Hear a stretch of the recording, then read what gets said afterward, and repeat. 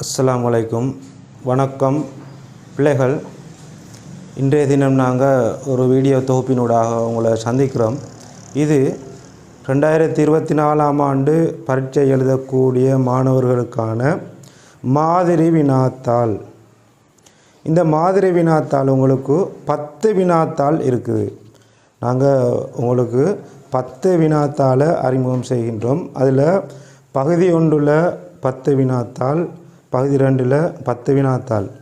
இந்த வினாத்தாள்களை உங்களுக்கு அறிமுகம் செய்கிறதால முழுதும் 14 திறன்களை உள்ளடக்கியதாக பகுதி 1 வினாத்தாள் தயாராக இருக்குது.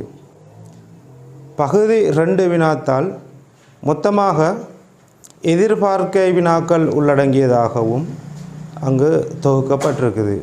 இந்த 10 வினாத்தாளையும் நீங்கள் தொடர்ச்சியாக முழுமையாக படித்து தேர்ச்சிகளை உள்வாங்கிக் கொள்வதன் மூலமாக 11வது வினாத்தாளாக உங்களது பரீட்சையை நீங்கள் சந்திக்க இருக்கிறீர்கள்.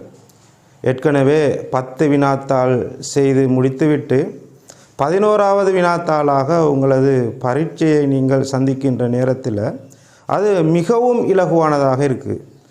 ஒட்டுமொத்தமாக பகுதி 1, பகுதி 2 இப்படின்ற இந்த வினாத்தாள்களின் ஊடாக எதிர்பார்க்கின்ற வினாத்தாள் கட்டமைப்பு, எவ்வாறான வினாக்கள் வருவதற்கு இருக்கின்றது, அதனுடைய கட்டமைப்பு, இவைகள் சரியாக பேணப்பட்டு இந்த வினாத்தாள்கள் தயாரிக்கப்பட்டிருக்கின்றது.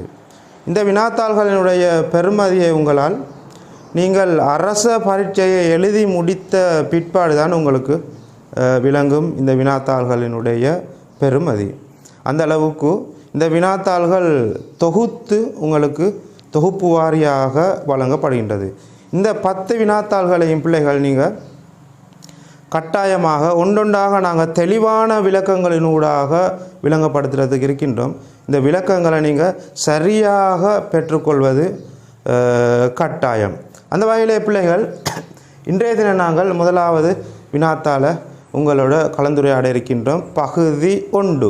இதில் உள்ள 40 வினாக்களுக்கும் சரியான விளக்கத்தை நாங்கள் இந்த இடத்துல தரதுக்கு இருக்கிறோம்.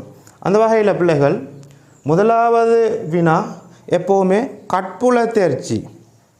கண்ணால் நாங்கள் பார்க்குறோம், அதை நாங்கள் விளங்கி கொள்கிறோம், அதில் வேறுபாடுகளை விளங்கி கொள்கிறோம்.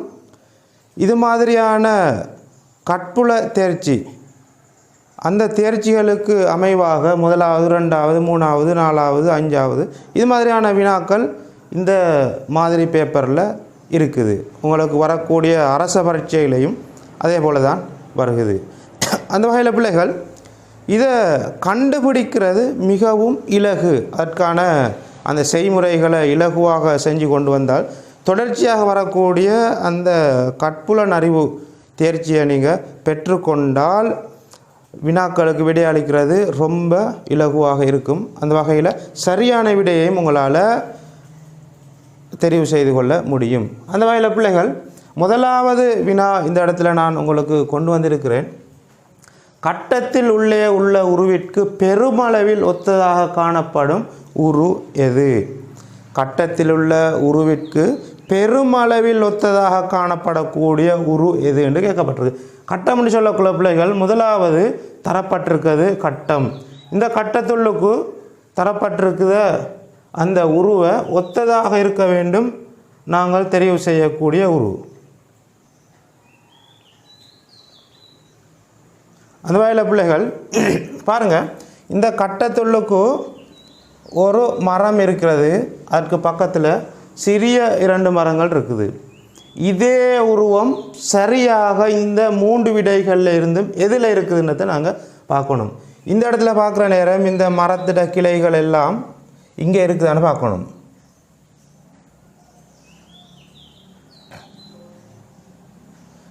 எங்களுக்கு கட்புலன் அறிவு பார்க்குற பார்வையிலேயே பட்டுன்னு வித்தியாசத்தை எங்களால் பார்த்து கொள்ள முடியும்.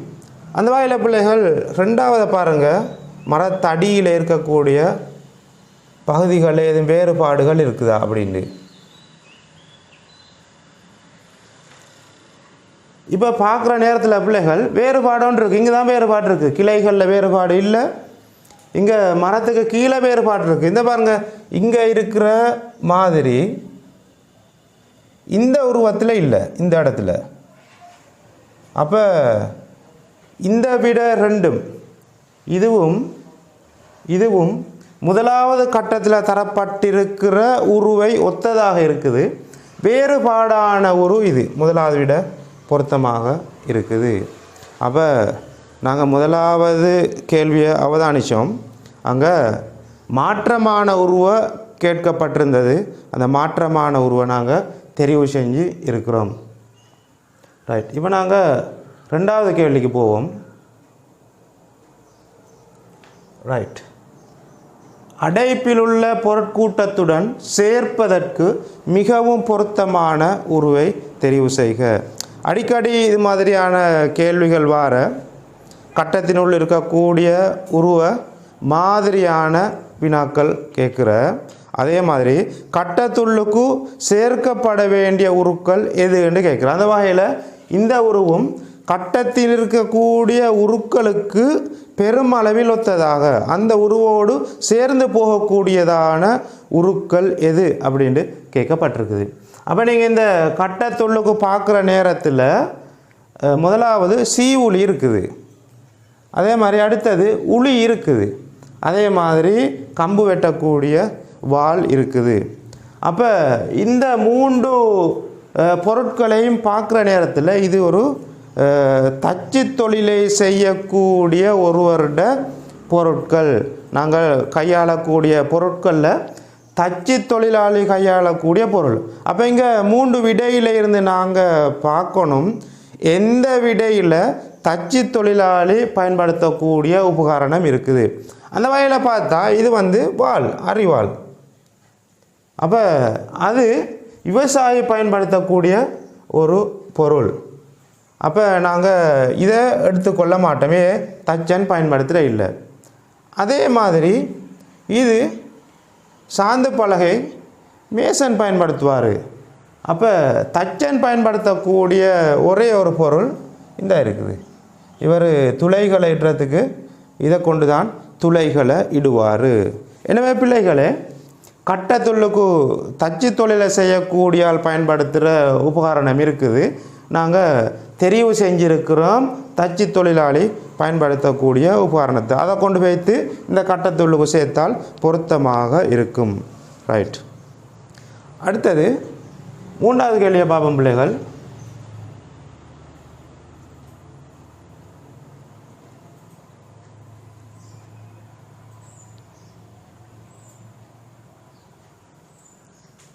ரைட். 3வது கேள்வியில் ஒரு மணிக்கூட்டு படம் தரப்பட்டிருக்குது. கேள்வியை பார்ப்போம். பின்வருவனவற்றுள் செங்கோணத்தை காட்டும் கடிகார முகத்தை தெரிவு செய்க. செங்கோணத்தை காட்டும் கடிகார முகத்தை தெரிவு செய்க. இப்போ கடிகார முகத்தில் இருக்குது கோணங்கள். நாங்கள் வகுப்பறையில் கணித பாடத்தினூடாக கோணங்களை படிச்சிருப்போம். முக்கியமாக 90 பாகை வச்சு கொண்டு தான் 5ஆம் ஆண்டு பரீட்சையில் வரக்கூடியது. அப்போ 90 பாகையை நாங்கள் மையமாக வச்சு கொண்டு 90 பாகை இருக்கக்கூடிய அந்த கோணத்தை செங்கோணம் என்று சொல்லுவோம். அதுக்கு மேலே போகிற கோணத்தை நாங்கள் விரிகோணம் என்று சொல்லுவோம். அப்படி இல்லைன்னா செங்கோணத்திலும் பெரிய கோணம் அப்படின்னு நாங்கள் சொல்லுவோம். அதே மாதிரி செங்கோணத்தை விட குறைவாக இருந்தால் அந்த கோணத்தை நாங்கள் கூறுங்கோணம் என்று சொல்லுவோம். அப்படி இல்லைன்னா அந்த கோணத்தை செங்கோணத்திலும் சிறிய கோணம் அப்படின்னு சொல்லுவோம். இப்போ பாருங்கள் பிள்ளைகள், செங்கோணம் என்று வர நேரத்தில் சரியாக நாங்கள் ஆங்கில எழுத்தில் எல் போடுவோம். அப்போ இந்த கோணத்தை நாங்கள் செங்கோணம் என்று சொல்லுவோம். இந்த கோணத்தில் 90 பாகை இருக்கும். நீங்கள் 6ஆம் ஆண்டு கணித பாடத்துக்கு போகிற நேரத்தில் நீங்கள் படிப்பீங்க பாகை மானி.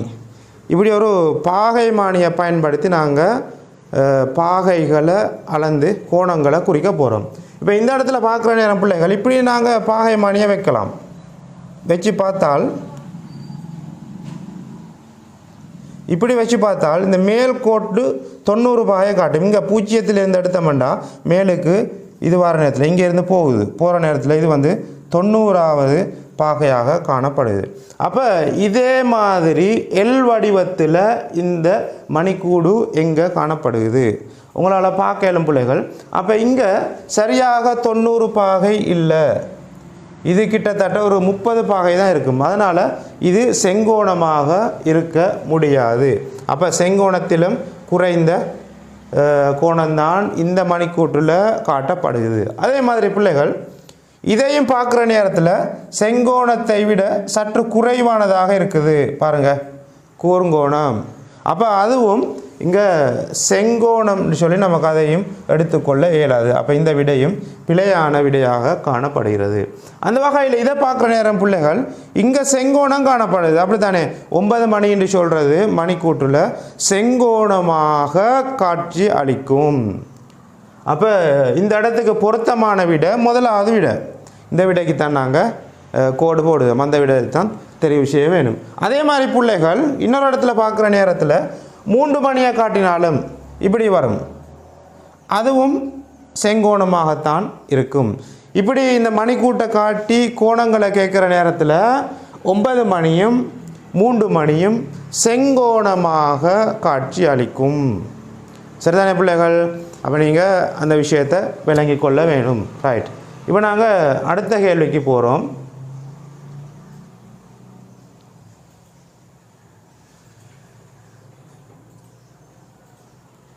ரைட், இது எண்கோளத்தோட தொடர்பட்ட ஒரு பயிற்சி.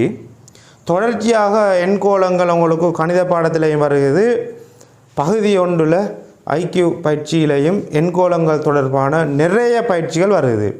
அந்த வகையில் இந்த பயிற்சியில் வெற்றிடத்துக்கு வர வேண்டிய என்ன நாங்கள் தெரிவு செய்யணும். இப்போ பாருங்கள் பிள்ளைகள், முதலாவது இந்த எண்களை பார்க்குற பார்வையில் உங்களுக்கு வெற்றிடத்துக்கு என்ன மாதிரியான எந்த இலக்கம் வரும்ன்றதை உங்களால் அடையாளம் கண்டு கொள்ள முடியும். இப்போ பாருங்கள் பிள்ளைகள், இதை எப்படி கண்டுகொள்கிறேன்னு சொன்னால், முதலாவது இங்கே தரப்பட்டிருக்கிற கட்டத்தொழுக்கு 4 இருக்குது, இங்கே 8 இருக்குது, இங்கேயும் 8 இருக்குது. இப்போ இது மாதிரியான எண்கோளங்கள் வார நேரத்தில் பிள்ளைகள் 3 வகையான எண்கோளங்கள் இந்த இடத்துல தரப்பட்டிருக்குது. அப்போ நாங்கள் என்ன செய்யணும்னா, முதலாவது தரப்பட்டிருக்கிற இந்த எண்கோளத்தை நாங்கள் கண்டுபிடிக்கணும், எப்படி வருகுது அப்படின்ட்டு. கண்டுபிடிச்சதுக்கு பிறகு அதே முறையை நீங்கள் எப்படி கண்டுபிடிச்சாங்களோ அந்த முறையை 2வது எண்கோளத்துக்கு ஒப்பிடணும். சரியா, நான் செஞ்சது சரியா, பிழைன்னு சொன்னால் முதலாவது நாங்கள் கண்டுபிடிச்சதும் பிழை தான். அப்போ திரும்ப கண்டுபிடிக்கணும். திரும்ப கண்டுபிடிச்சிட்டு 2வது இடத்துல கொண்டு போய் நாங்கள் அப்ளை பண்ணி பார்க்குறோம். நாங்கள் இங்கே செஞ்சதை இங்கே பிரதியீடு செய்கிறோம், இது சரின்னா தான் அதே முறையை 3வது இடத்துல கொண்டு போய்த்து நாங்கள் ஒப்பிட்டு பார்க்குறோம், சரியான விடை வரும் உங்களுக்கு. ரைட், அந்த வகையில் இங்கே பார்ப்போம் பிள்ளைகள், இங்கே 4 இருக்குது, இங்கே 8 இருக்குது, இங்கேயும் 8 இருக்குது. இது எப்படி வந்திருக்கும்ன்ற பிள்ளைகள் நீங்கள் யோசிக்கிறாங்க. கொஞ்சம் ஒரு 10 செகண்ட் மைண்டு கடுங்க, எப்படி வரும்னு சொல்லி. ரைட், இந்த இடத்துல பாருங்கள் 4 இருக்குது, இந்த இடத்துல 8 இருக்குது, இங்கே 8. அப்போ இந்த எண்ணும் ஏதோ ஒரு கணித செய்கைக்கு உட்படுத்தப்பட்டு இந்த 8 உருவாக்கப்பட்டிருக்குது. நாங்கள் இந்த 8 எப்படி தீர்மானிக்கிறோம்னா, இங்கே வெறுமையாக வெற்றிடமாக இருக்கிற இந்த வெற்று அடைப்பை வச்சு கொண்டு தான் நாங்கள் மேலுக்குள்ள 2 எண்களையும் ஏதேனும் ஒரு வகையில் கணித செய்கைக்கு உட்படுத்தி அந்த இலக்கத்தை கண்டுபிடிக்கிறோம். பாருங்கள் பிள்ளைகள், இந்த 4ஐயும் இந்த 8ஐயும் நாங்கள் பெருக்கிறோம். 4 தர 8 சமன் 32. அப்போ 8 32. திரும்ப என்ன செய்கிறோம், அந்த 32 8ஆக மாற்றுறேன்டா. 32 பிரித்தல் 4. அப்போ எத்தனை? 8. இந்த 8 தான் இது. இப்போ பார்ப்போம் பிள்ளைகள், இப்படி நாங்கள் செஞ்ச செய்கை வழியை இந்த இடத்துக்கு கொண்டு வந்து ஒப்பிட்டு பார்ப்போம், அங்கே பொருந்துதா, சரியான விடை வருதா, இந்த 12 வருதா. அப்படி 12 வருமாக இருந்தால்தான் 3வது இடத்துல நாங்கள் பிரதி செய்கிறோம் அங்கே விடையை கண்டுபிடிக்கிறதுக்கு. ரைட், இப்போ நாங்கள் என்ன செஞ்சோம்னா மேலுக்குள்ள ரெண்டையும் பெருக்கி வந்த விடையை நாங்கள் 4ஆல் வகுத்து எடுத்திருக்கிறோம். ரைட், பாருங்கள் பிள்ளைகள். இப்போ 6ஐ மட்டும் இருக்கும். 6 தர 8 சமன் 48. திரும்ப நாங்கள் என்ன செய்கிறோம்டா இந்த 48 பிரிக்கிறோம் 4ஆல். பிரிச்சாத்தின பிள்ளைகள் 12 வருது. இந்த 12 தான் இது. இப்போ நாங்கள் 2 எண்கோள தொடரையும் கண்டுபிடிச்சோம், சரியாக இருக்குது. இப்போ நாங்கள் என்ன செய்ய போகிறோம்டா திடீரென்று கேள்வியிட விடைக்கு வரப்போகிறோம். ரைட், இப்போ பார்ப்போம். இதே செய்கை முறையை கொண்டு வந்து இங்கே ஒப்பிடுவோம். 6 தர 6 6 தர 6 சமன் 36. 6 36. இப்போ இந்த 36 நாங்கள் பிரிக்கிறோம் 4ஆல். எல்லாத்தையும் இங்கே 4ஆல் தானே பிரித்து கொண்டு வந்திருக்கிறோம். 36ஐ நாங்கள் 4ஆல் பிரிக்கிறோம். அப்போ 9 36. அப்போ பிரித்தால் 9 விட. அப்போ இந்த பெட்டிக்கு வர வேண்டியது 9. அப்போ 2வது விடையில் தான் 9 இருக்குது. அப்போ பிள்ளைகள் எண் தொடரொண்ட எப்படி கண்டுபிடிக்கிறன்ற விஷயத்தை நீங்கள் விளங்கி கொண்டிருப்பீர்கள். எதிர்வரக்கூடிய வினாத்தாள்கள்லையும் இதே மாதிரியான வினாக்கள் இடம்பெறதுக்கு இருக்குது. அந்த நேரங்களில் நீங்கள் கற்புல தேர்ச்சி நீங்கள் எந்த வகையில் பார்க்குறீங்களோ அந்த வகையில் பட்டுன்னு விடையை எடுத்துக்கொள்ளலாம். நீங்கள் அவதானிக்கிற முறையை வச்சு கொண்டு அந்த விடைகளை இலகுவாக எடுக்கலாம். அடுத்தது நாங்கள் எந்தெந்த இலக்கங்களை கணித செய்கைக்கு உட்படுத்தி எந்த இடத்துக்கு விடையை கண்டுபிடிக்கணும் இந்த இடத்த முதலாவது கண்டுபிடிக்கணும். அப்படி கண்டுபிடிச்சால் இலகுவாக இருக்கும். ரைட், நாங்கள் இப்போ அடுத்த கேள்விக்கு போவோம்.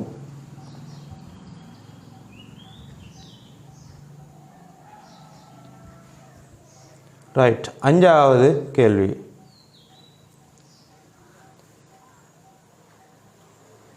இது கோளத்தில் வெற்றிடமாகியுள்ள பகுதிக்கு பொருத்தமான விடையை தெரிவு செய்க.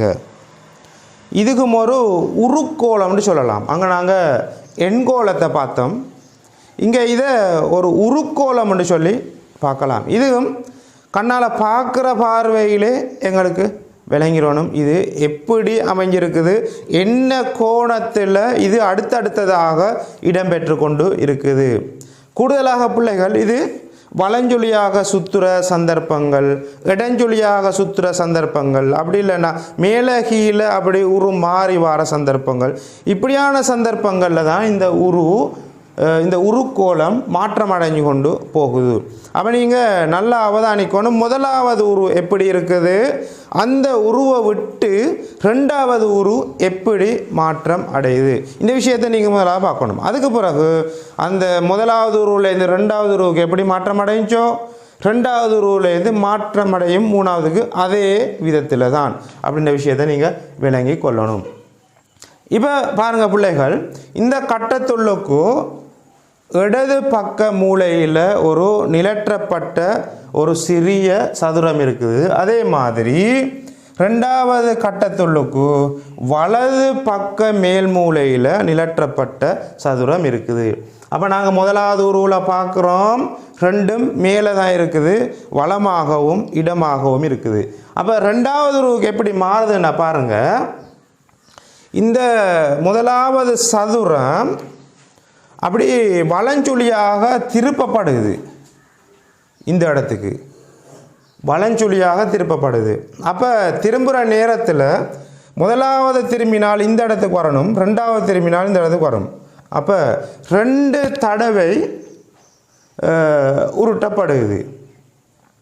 அப்போ முதலாவது பாருங்கள் பிள்ளைகள், இங்கே இருக்கிறது இவ்விடத்தில் இருந்து இந்த இடத்துக்கு வந்து திரும்ப மீண்டும் என்ன செய்யுதுண்டா இந்த இடத்துக்கு வருது. அப்போ இந்த இடம் விடுபட்டு இந்த இடத்துக்கு வருது. அப்போ 2 திருப்பங்கள் திருப்பப்பட்டிருக்குது. முதலாவது இந்த இடம் திருப்பினதுக்கு பிறகு அடுத்த திருப்பம் அப்படி திருப்பப்பட்டிருக்கு. அதே மாதிரி இந்த உருவத்தை நாங்கள் பார்த்தால் இவ்விடத்தில் இருக்கிறது இந்த இடத்துக்கு வந்ததுக்கு பிறகு அடுத்ததாக இந்த இடத்துக்கு வருது. அப்போ ஒரு கோணத்தை விட்டு அடுத்த கோணமாக திருப்பப்பட்டு இருக்குது. அப்போ மூன்றாவது வரக்கூடிய உருவை நாங்கள் அப்படித்தான் எதிர்பார்க்கணும். ஒன்று விட்டு அடுத்த மூலையில் திரும்பி காணப்படணும். ரைட். இப்போ பாருங்கள்,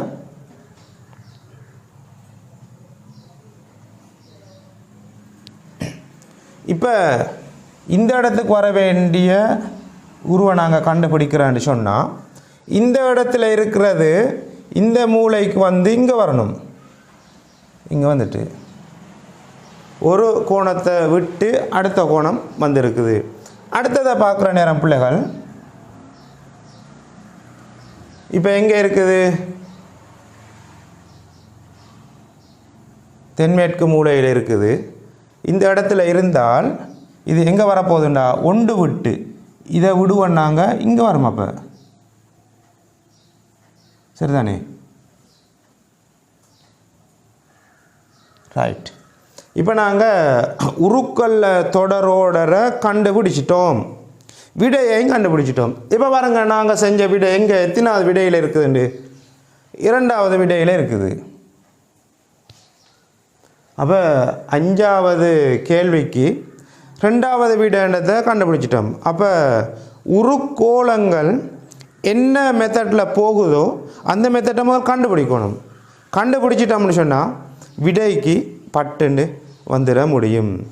அப்போ 1 to 5 வரையான வினாக்கள் கண்ணால் பார்க்குற பார்வையிலே எங்களால் கண்டுபிடிக்க முடியும். இதுக்கு பெரிய அளவு டைம் போகிறது இல்லை. நாங்கள் அவசரமாக செய்யவும் வேணும். முதலாவது 1 to வரக்கூடிய 5 வினாக்களும் மிகவும் இலகுவான வினாக்கள். கிட்டத்தட்ட 3ஆம் ஆண்டு பிள்ளைக்கு கூட கண்டுபிடிச்சு கொள்ளக்கூடிய வினாக்கள் தான் 1 to 5 வரை வருது. அதனால் பிழை வராமைக்கு செய்கிறதுக்கு முயற்சி ஒன்று எடுக்கணும். 5 கேள்வியை நாங்கள் பிழை வராமைக்கு செஞ்சு முடித்து கொள்கிறோம். ரைட். இப்போ நாங்கள் 6வது வினாவுக்கு போவோம்.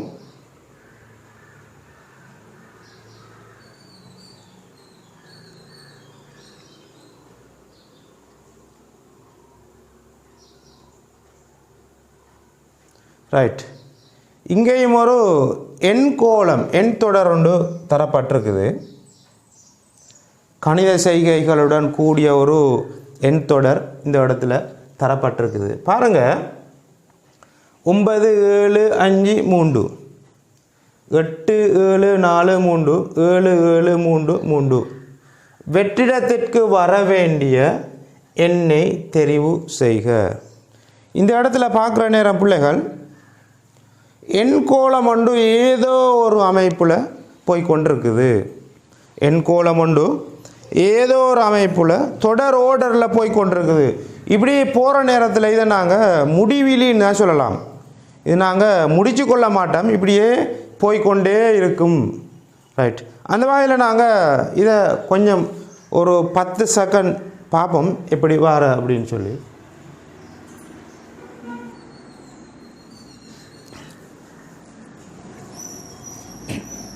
ரைட். இப்போ இந்த எண்கோளத்தில் பின்னால் இருக்கிற 2 இலக்கத்தை முதலாவது அனுப்போம். இந்த இடத்துல பின்னால் இருக்குது 53, இந்த இடத்துல பின்னால் 43, இந்த இடத்துல 33. அப்போ இதை பார்க்குற நேரம் உங்களுக்கு ஐடியா ஒன்று எடுத்துக்கொள்ளலாம். எப்படி போயிருக்குது? குறைஞ்சி கொண்டு போயிருக்குது. இங்கே பாருங்கள், 53 இருந்து 43. அப்போ 53 இருந்து 10 குறைஞ்சி 43 ஆகிருக்குது. 43 இருந்து 10 குறைஞ்சி 33ஆக மாறி இருக்குது. அப்போ அடுத்து வரக்கூடிய இலக்கம் என்ன உங்களால் தீர்மானித்து கொள்ளலாம். 33 10 கழிச்சால் 23. இப்போ நான் என்ன செஞ்சேன்டா, பின்னால் உள்ள 2 இலக்கத்தை கண்டுபிடிச்சிட்டேன். இப்போ நாங்கள் முன்னால் உள்ள இலக்கங்களை பார்ப்போம். மிகவும் இலகுவானது, ஆனால் நீங்கள் அவதானிக்கிற முறையில் தான் விடை எடுக்கிற விதம் இருக்குது. ரைட். பாருங்கள், இப்போ 97 இருக்குது, அதுக்கு பின்னாடி 87 இருக்குது, அதுக்கு பின்னாடி 77 இருக்குது. இப்போ என்னன்னு சொன்னால் 97 இருந்து 10 கழிஞ்சி 87 வருகுது. 87ல் 10 கழிஞ்சி 77 வருகுது. அதே மாதிரி 77ல் 10 கழிஞ்சால் 67 வரும். ரைட். இப்போ பிள்ளைகள் என்ன நினைக்கிறாங்க? லேசாக கஷ்டமா? மிகவும் இலகுவான ஒரு வினா உண்டு. 2.5 புள்ளிகளை பெற்றுக்கொள்ளக்கூடிய வினா. நீங்கள் இதை மாறி மாறி யோசிக்கிற நேரத்தில் தான் உங்களுக்கு இது கன்ஃபியூஸ் ஆகிற விடைகளை கண்டுபிடிக்கிறதுக்கு கஷ்டமாக இருக்கிறார்.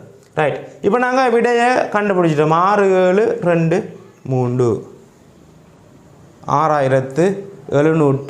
6723. ரைட். இப்போ பிள்ளைகள் எண்கோளங்களை பார்த்தோம். அடுத்தது 7வது வினாவுக்கு நாங்கள் செல்ல போகிறோம். ரைட். ஹைசமினதும் ஹைசமின் தாயினதும் வயதுகளின் கூட்டுத்தொகை 45 வருடங்கள் ஆகும். ஹைசமினது தாயின் வயது ஹைசமின் வயதில் 4 மடங்காகும் எனின் ஹைசமின் வயது யாது? இப்போ இது பிள்ளைகள் வயது தொடர்பான ஒரு வினா உண்டு. நாங்கள் எப்போவுமே சந்திக்கிற இந்த வயது மடங்கு இது தொடர்பான நிறைய பிள்ளைகள் இதில் இடர்படுகிற இதில் லேசான ஒரு சிஸ்டம் ஒன்றுக்கு கண்டுபிடிக்கிறதுக்கு அந்த சிஸ்டத்தை நீங்கள் பின்தொடர இல்லைன்னு சொன்னால் உங்களால் வாசித்து கொண்டே தான் இருப்பாங்க, விடைகளை கண்டுபிடிக்க முடியாது. அப்படின்னு சொன்னால் நீங்கள் பல முறை வாசித்தாலும் விடை உங்களுக்கு வராது. நீங்கள் சரியான மெத்தடை கடைப்பிடிக்கிற இல்லை. அப்போ நீங்கள் 2 தடவை 3 தடவை 4 தடவை 5 தடவை இதை வாசிப்பீங்க, விடையை கண்டுபிடிக்க முடியாது. டைம் போய்கொண்டே இருக்கும்.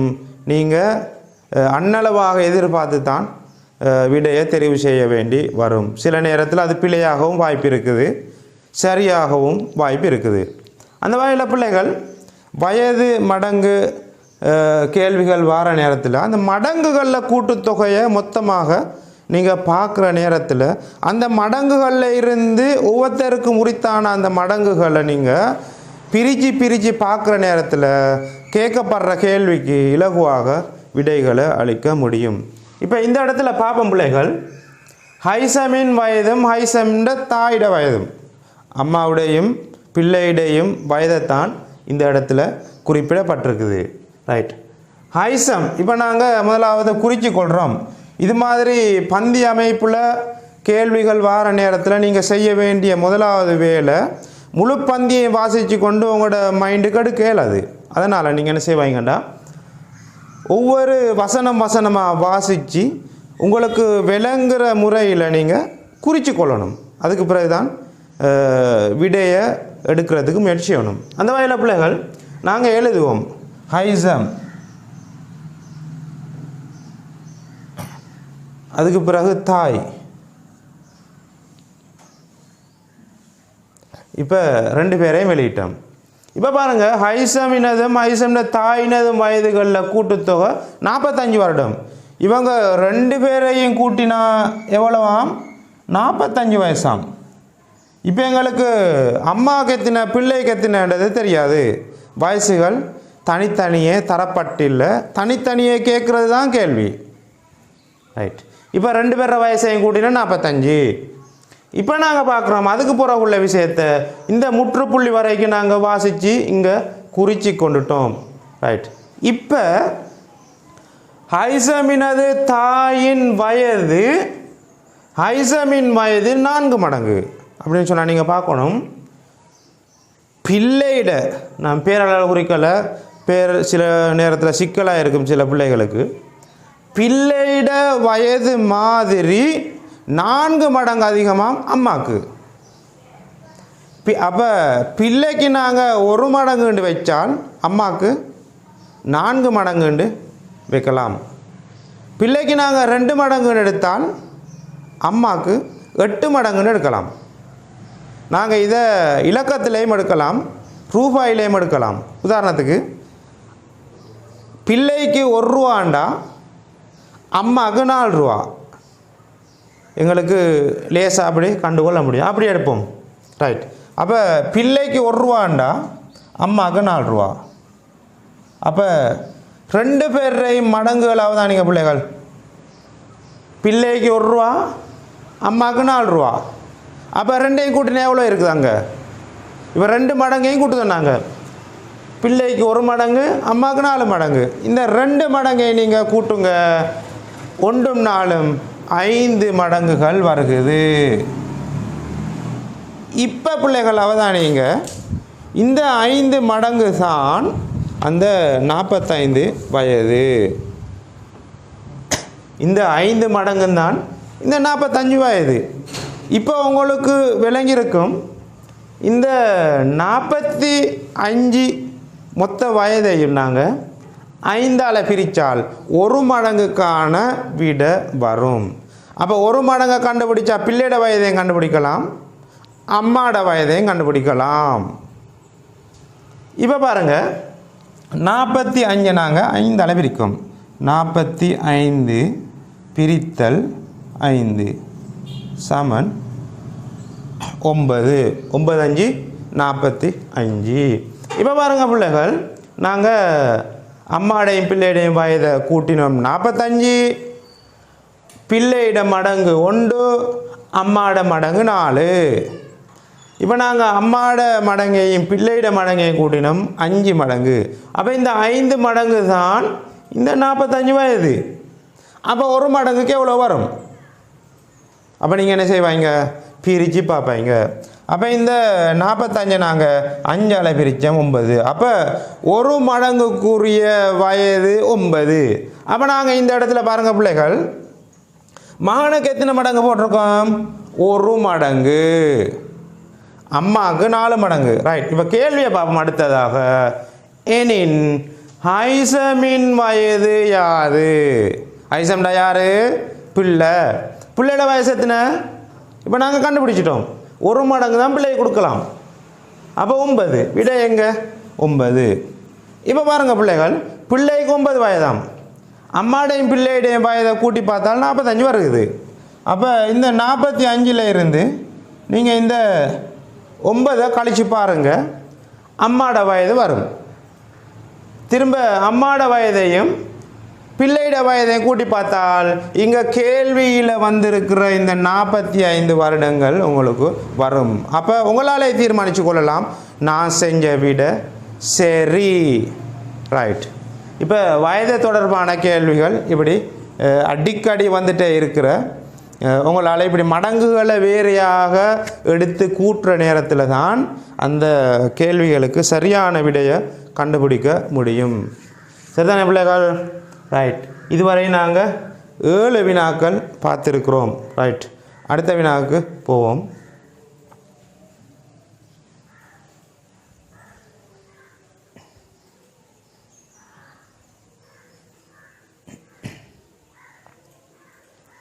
ரைட். இந்த வினா வித்தியாசமான ஒரு வினா. கட்புலன் அறிவுக்குத்தான் கூடுதலான வினாக்கள் காணப்படுது. அந்த வகையில் பாருங்கள் பிள்ளைகள், உருவங்களோடு தொடர்பு பட்ட ஒரு கேள்வி உண்டு. இந்த இடத்துல உங்களுக்கு கணித செய்கை எதுவும் இல்லை. இந்த உருவங்களை நாங்கள் வச்சுக்கொண்டு இந்த இடத்துல நாங்கள் விடைகளை தேட போகிறோம். இந்த உருவங்களை ரகசிய குறியீடாக தரப்பட்டிருக்குது.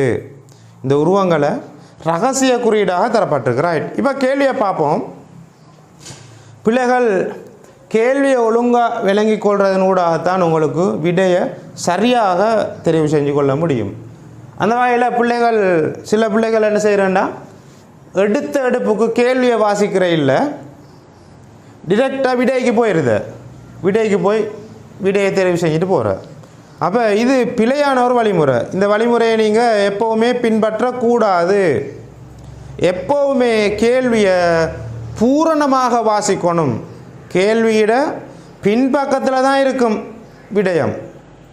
அமையாதது, பொருத்தமற்றது, சரியானது, தவறானது, ஏற்றுக்கொள்ள முடியாதது அப்படின்ட்டு அந்த கேள்வியிட ஆக கடைசியாக இருக்கும். அதனால் நீங்கள் கேள்வியை முழுமையாக வாசித்து கொள்ளணும். ரைட். இப்போ பாப்போம், நாம் 8வது கேள்விக்கு வருவோம். தனவந்தன் என்பதை இப்படி குறிக்குதாம். தனவந்தன் என்பதை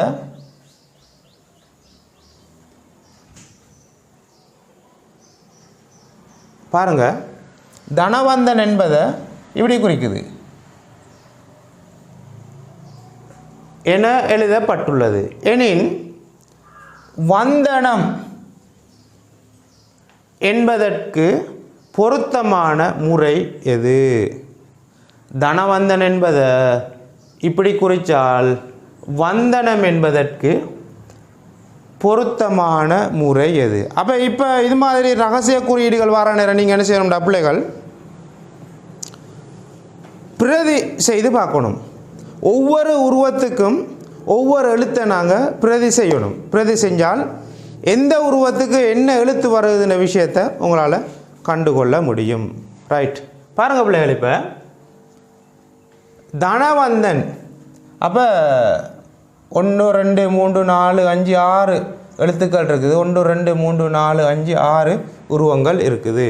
இப்போ இந்த 6 உருவத்தினூடாக 6 எழுத்துக்கள் பிரதிபலிக்குது. இப்போ நாங்கள் எழுத்துக்களை பிரதி செஞ்சு பார்ப்போம். இந்த வட்டத்துக்கு தானா, இதுக்கு நானா,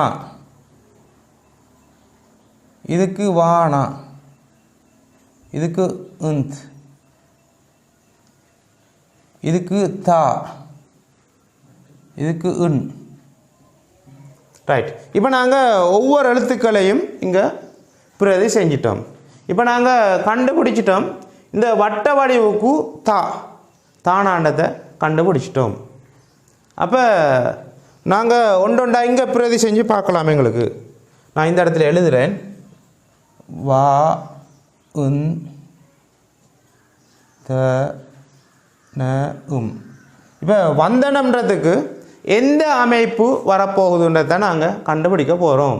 ரைட், இங்கே வானாக்கு என்ன வந்திருக்குது? கீழ் நோக்கிய ஒரு அம்புத்தலை.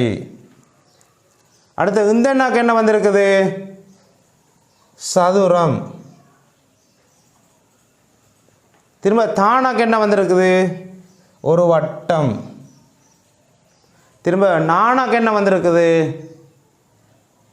இப்படியான ஒரு முக்கோணி.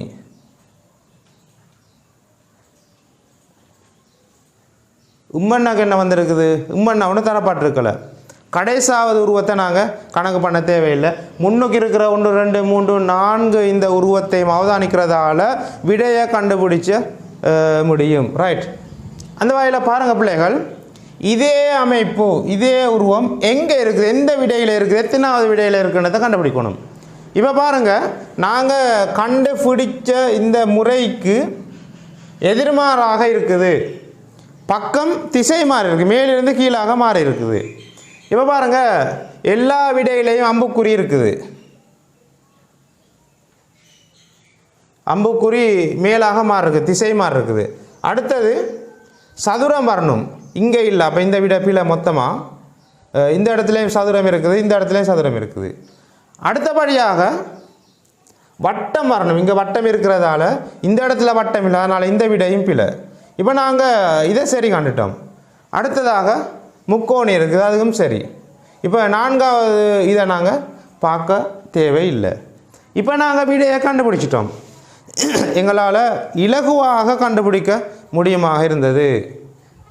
பாருங்கள், ரகசிய குறியீட்டுக்கு பதிலாக உருவங்கள் போடப்பட்டு அந்த உருவங்களுக்கு நாங்கள் எழுத்துக்களை பிரதி செஞ்சு அந்த சொல்லுக்கு வர வேண்டிய அந்த உருப்படங்கள் என்னன்றதை கண்டுபிடிச்சிட்டோம். ரைட், அப்போ முதலாவது விடை என்ன? முதலாவது விடை தான் சரியாக காணப்படுகிறது. ரைட், அப்போ பிள்ளைகள் ரகசிய குறியீட்டு வினாக்கள் வார நேரத்தில் இலகுவான முறைகளை செய்கை வழிகளை பயன்படுத்தி உங்களால் செஞ்சு கொள்ள முடியும். ரைட், அடுத்தது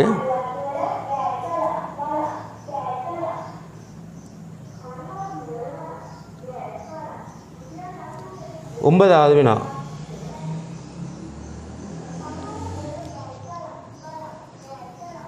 ரெண்டு 9 16 23 30 எனும் எண்கோளத்தில் அடுத்து வரும் 2 எண்களும் யாவை? இப்படி ஒரு எண்கோளம் தரப்பட்டிருக்குது. இந்த எண்கோளத்தில் அடுத்து வரும் 2 எண்களும் யாவை? அப்போ இங்கே 2 இடைவெளிகள் தரப்பட்டிருக்குது. அதனால் 2 இடைவெளிகளுக்கு நாங்கள் எண்களை கண்டுபிடிக்கணும். ரைட், இப்போ பார்ப்போம். இந்த எண்கோளத்தை அவதானிங்க, என்ன வடிவில் அது போய்கொண்டு இருக்குது.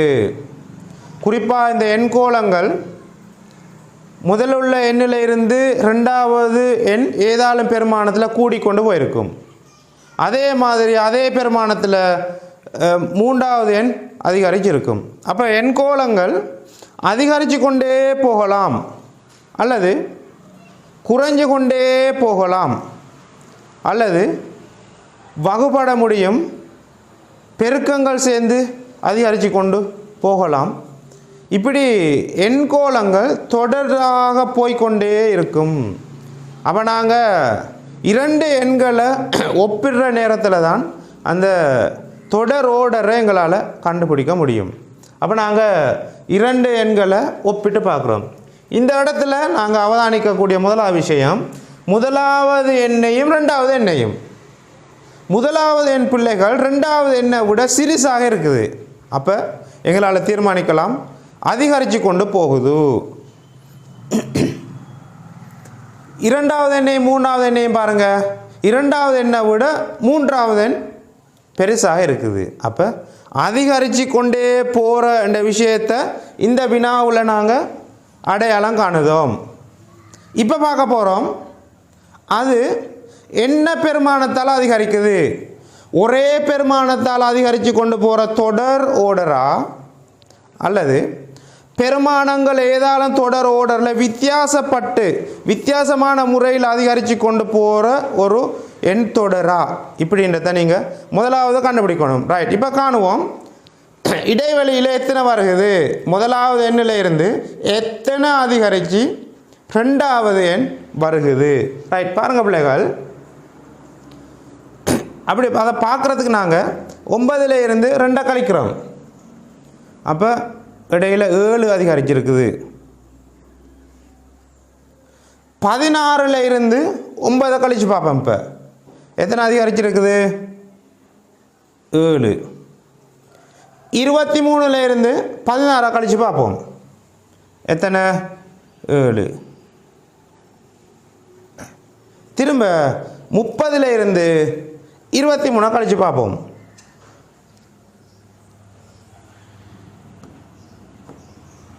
7. 30ல் இருந்து 23 கழிச்சாலும் 7. இப்போ நாங்கள் என்ன செய்ய போகிறோம்? எங்களுக்கு தேவையான இலக்கத்தை காண்றதுக்கு பின்னால் இருந்து கழித்து கொண்டு தானே வந்தோம். இப்போ அடுத்தடுத்த இலக்கத்தை காண்றேன்டா நாங்கள் கூட்டுவோம். 30ஓட 7 கூட்டினால் 37, 37ஓட 7 கூட்டினால் 44. இப்போ நாங்கள் விடையை கண்டுபிடிச்சிட்டோம். எத்தனாவது விடை? 37, 44, 2வது விடை. எங்களால் இலகுவாக இதற்குரிய விடைகளை கண்டுபிடிக்கலாம். நாங்கள் அவதானிக்கிற கோணத்தில் தான் இருக்குது.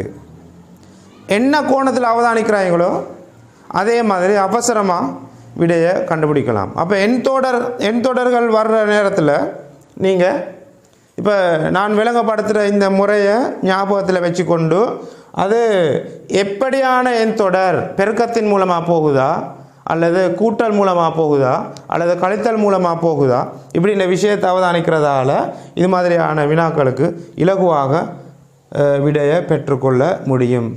இதுவரையும் பிள்ளைகள் நாங்கள் 9 வினாக்களை பார்த்துருக்குறோம். ரைட், நாங்கள் இப்போ 10வது வினாவுக்கு போவோம்.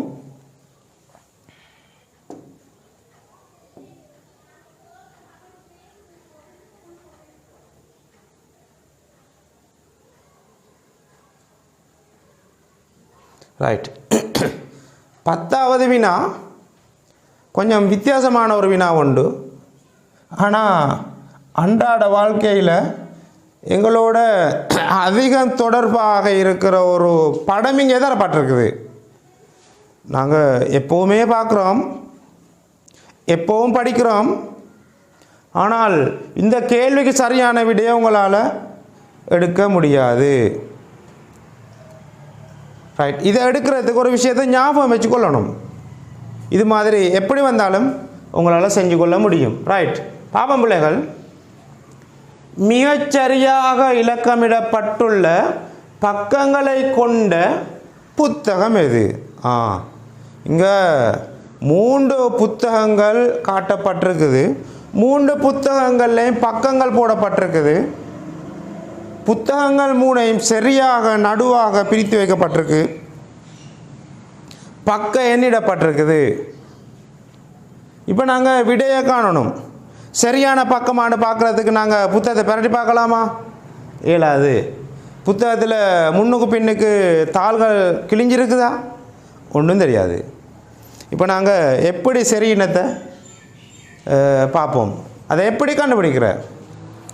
நீங்கள் பிள்ளைகள்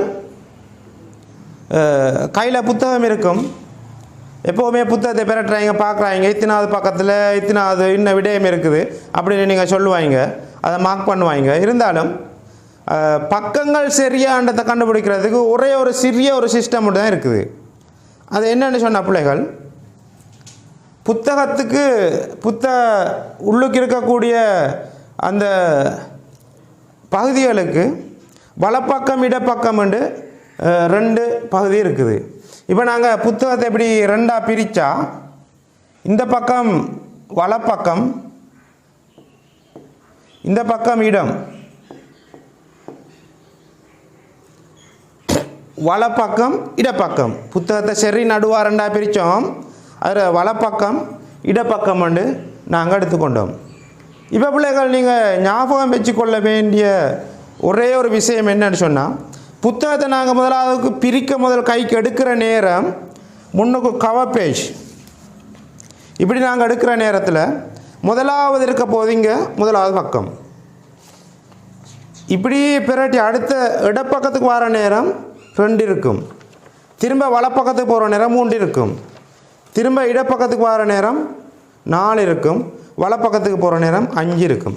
இப்போ பிள்ளைகள் பார்க்கணும், இந்த வலப்பக்கத்தில் இருக்கக்கூடிய இலக்கம் எல்லாம் எப்போவுமே ஒற்றை இலக்கத்தில் தான் இருக்க போகுது.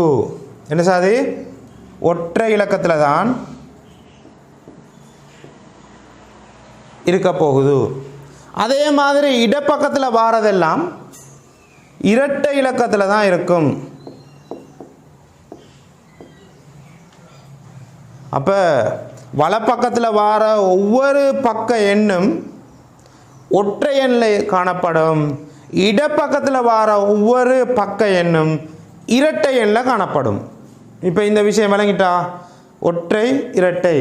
அப்போ வலப்பக்கத்தில் இருக்கிற ஒவ்வொரு பக்கமும் 1லேருந்து ஆரம்பித்தா 1, 3, 5, 7, 9 இப்படின்னு ஒற்றை இலக்கத்தில் போயிருக்கும்.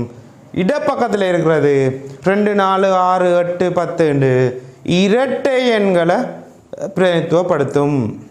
இப்போ நாங்கள் விடையை கண்டுபிடிக்க போகிறோம். இப்போ உங்களுக்கு விளங்கியிருக்கும், நீங்களே கண்டுபிடிச்சிருப்பாங்க. நான் விடையை விளங்கப்படுத்துறதுக்கு முதல்ல நீங்கள் இப்போ கண்டுபிடிச்சிருப்பாங்க. ரைட், இப்போ பார்ப்போம். நான் சொன்ன மாதிரி முதலாவது வலப்பக்கத்தில் ஒற்றை இலக்கமாக இருக்குது. 74ன்றது ஒரு இரட்டை இலக்கம். அப்போ இந்த விடை மொத்தத்தில் பிழை. இங்கே பார்ப்போம் பிள்ளைகள், வலப்பக்கத்தில் இரட்டை இருக்குது, ஒற்றை இல்லை. சரியா? இங்கேயும் இரட்டை இருக்குது, இது சரி. ஆனால் வலப்பக்கத்துக்கு ஒற்றை வர இல்லை. அப்போ இது பிழை. அதனால் இந்த விடையை நாங்கள் எடுத்துக்கொள்ள முடியாது, பிழை. ரைட், இப்போ பார்ப்போம். வலப்பக்கத்தில் ஒற்றை இலக்கம் இருக்குது, இடப்பக்கத்தில் இரட்டை இலக்கம் இருக்குது. அப்போ இங்கே ஒற்றை சரியாக இருக்குது, இங்கே இரட்டை சரியாக இருக்குது. அடுத்ததால் பெரட்டினால் இடப்பக்கத்துக்கு 102 வரும், வலப்பக்கத்துக்கு 103 வரும். சரிதானே பிள்ளைகள்? அப்போ சரியான விட 3வது. இப்போ உங்களுக்கு புத்தகம் தொடர்பான ஒரு பயிற்சி ஒன்று வந்தால், பக்க எண்களை காணக்கூடிய ஒரு பயிற்சி ஒன்று வந்தால் உங்களால் லேசாக அடையாளம் கண்டுகொள்ள முடியும். நீங்கள் இந்த தியரியை ஞாபகம் வச்சு கொள்ளலைன்னா உங்களால் சரியான விடையை அளிக்க முடியாது. ரைட், நாங்கள் இதுவரையும் 10 வினாக்களை பார்த்துருக்குறோம்.